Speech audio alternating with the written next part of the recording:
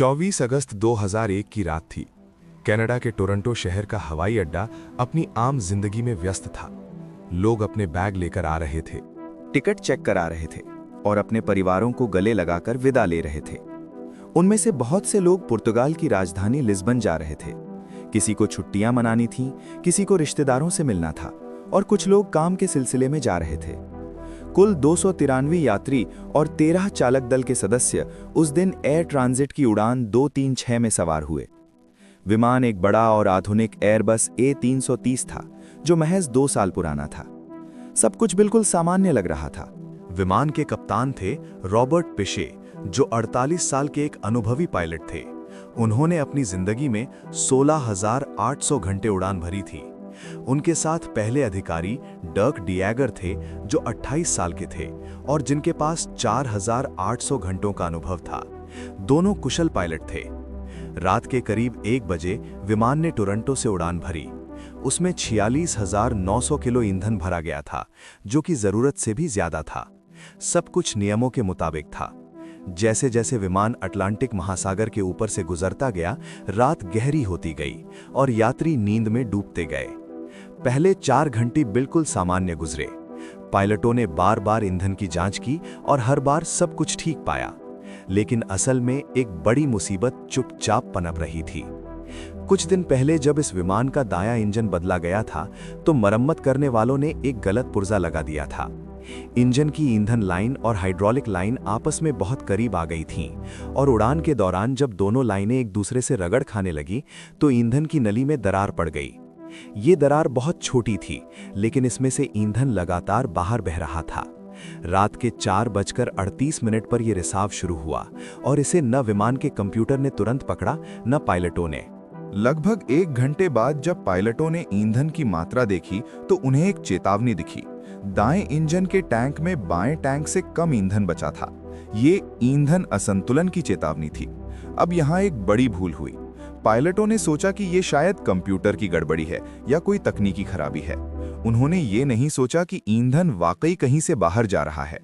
उन्होंने केबिन के कर्मचारियों से कहा कि वे बाहर से पंखों और इंजन को देखें। रात का अंधेरा था, ऊपर से जहाज की खिड़कियों से ज्यादा कुछ दिखता नहीं था, तो ये जांच भी बेकार रही। पायलटों ने सोचा कि शायद बाएं टैंक का ईंधन दाईं तरफ ट्रांसफर करने से संतुलन बन जाएगा। ये एक आम तरीका था जो आमतौर पर काम करता है। लेकिन यहाँ एक बड़ी गलती हुई। क्योंकि दाएं इंजन में ही रिसाव था, इसलिए जितना ईंधन वहां भेजा जा रहा था, वो सीधे बाहर बह जा रहा था। यानी पायलट अनजाने में अपना सारा बचा हुआ ईंधन उसी जगह डाल रहे थे जहां से वो बाहर निकल रहा था। 30 मिनट से ज्यादा समय तक यही होता रहा। जब तक उन्हें असलियत समझ आई, तब तक बहुत देर हो चुकी थी। कुल मिलाकर 7,000 किलो से ज्यादा ईंधन बर्बाद हो गया था। जब पायलटों को समझ आया कि ईंधन की कमी सच में गंभीर है और वे लिस्बन तक नहीं पहुंच सकते, तो उन्होंने तुरंत रास्ता बदलने का फैसला किया।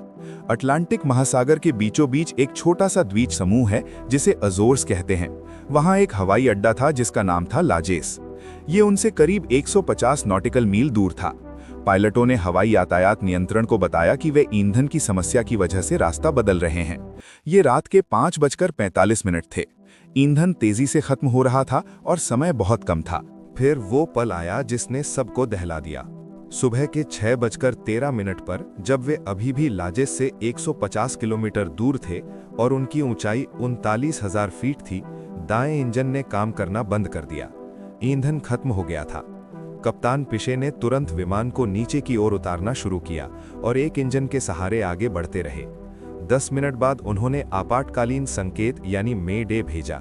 लेकिन मुसीबत यही नहीं रुकी। सुबह के 6:26 पर, जब वे अभी भी लाजेस से 65 नॉटिकल मील यानी करीब 120 किलोमीटर दूर थे, बायां इंजन भी बंद हो गया। अब विमान पूरी तरह से बिना किसी इंजन के था। 306 लोगों को लेकर एक विशालकाय जहाज अटलांटिक महासागर के ऊपर खामोश होकर हवा में तैर रहा था। कोई शोर नहीं, कोई इंजन नहीं, बस हवा की आवाज और सैकड़ों दिलों की धड़कनें। जब दोनों इंजन बंद हुए तो विमान की बिजली भी लगभग खत्म हो गई। एक आपातकालीन उपकरण, जिसे रैम एयर टरबाइन कहते हैं, वो अपने आप बाहर निकल आया। ये छोटा सा पंखा तेज हवा में घूमकर जरूरी बिजली बनाता है। इसी से पायलटों के उड़ान उपकरण काम कर रहे थे। लेकिन विमान के ब्रेक सिस्टम, फ्लैप और कई दूसरी चीजें बेकार हो गईं।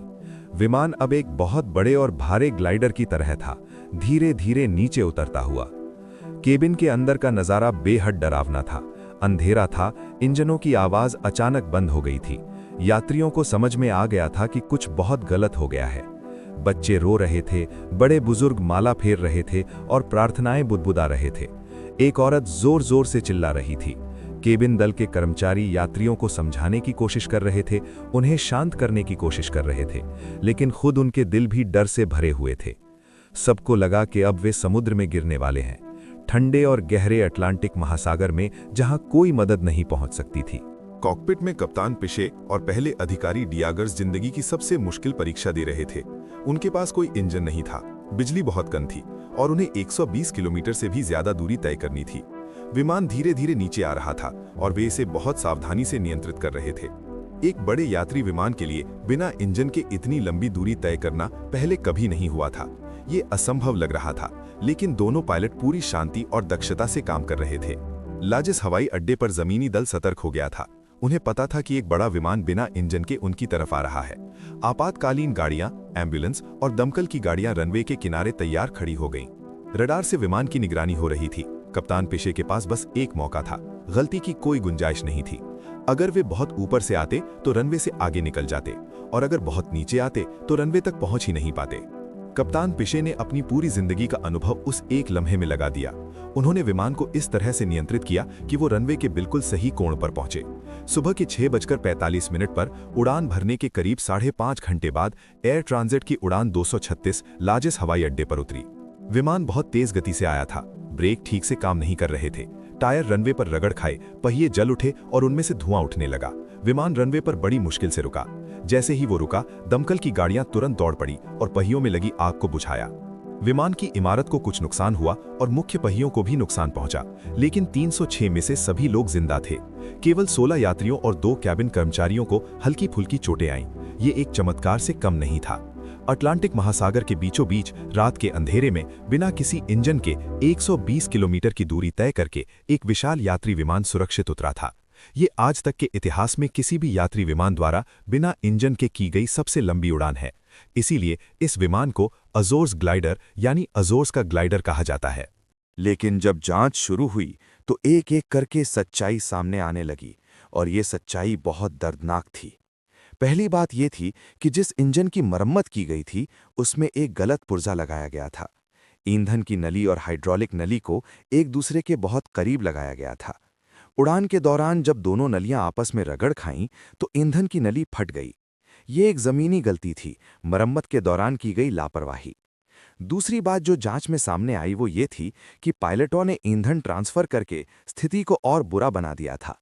जांचकर्ताओं ने हिसाब लगाया कि अगर पायलटों ने समय पर सही कदम उठाए होते और इंजन से ईंधन रिसाव की जांच प्रक्रिया को अपनाया होता तो वे 2 काम करते इंजनों के साथ और 5000 से भी ज्यादा किलो ईंधन के साथ लाजेस पहुंचते, यानी ये इतना बड़ा संकट बनता ही नहीं।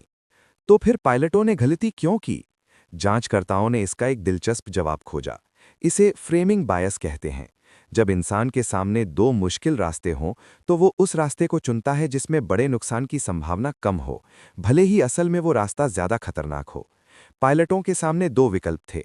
एक ये कि मान लो ईंधन का रिसाव हो रहा है और उस हिसाब से काम करो। दूसरा ये कि मान लो कंप्यूटर में गड़बड़ी है और सब ठीक है। कंप्यूटर की गड़बड़ी वाला विकल्प ज्यादा सुकून देने वाला था, क्योंकि उसमें कोई तात्कालिक खतरा नहीं लग रहा था, इसलिए उन्होंने वही मान लिया। ये एक इंसानी कमजोरी है जो दबाव की स्थिति में सामने आती है। इसके अलावा न कप्तान पिशे ने और न ही पहले अधिकारी ने अपनी पूरी उड़ान जिंदगी में कभी इतना बड़ा ईंधन रिसाव देखा था, इसलिए उनके दिमाग ने उस संभावना को स्वीकार करने में वक्त लगाया। ये भी समझ में आने वाली बात है, लेकिन इसकी वजह से परिणाम बहुत गंभीर हो गया। जांच के नतीजे आने के बाद एयर ट्रांजिट को कुछ समय के लिए जुर्माने का सामना करना पड़ा। उड़ान के कप्तान पिशे को पहले तो नायक की तरह देखा गया, फिर जांच में उनकी भूमिका सवालों के घेरे में आई। लेकिन ये भी सच है कि उन्होंने और उनके साथी पायलट ने जो कमाल किया वो अभूतपूर्व था।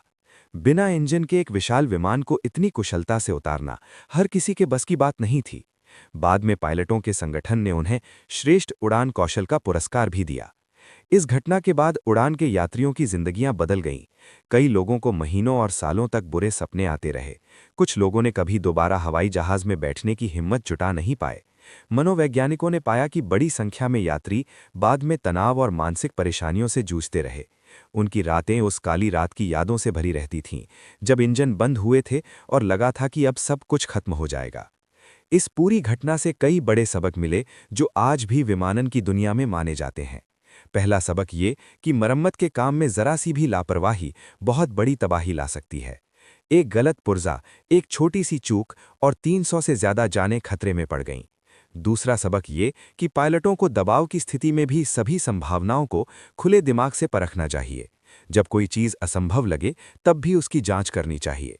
तीसरा सबक ये कि इंसानी दिमाग के फ्रेमिंग बायस जैसी कमजोरियों को पहचानकर उनसे बचने का अभ्यास करना जरूरी है।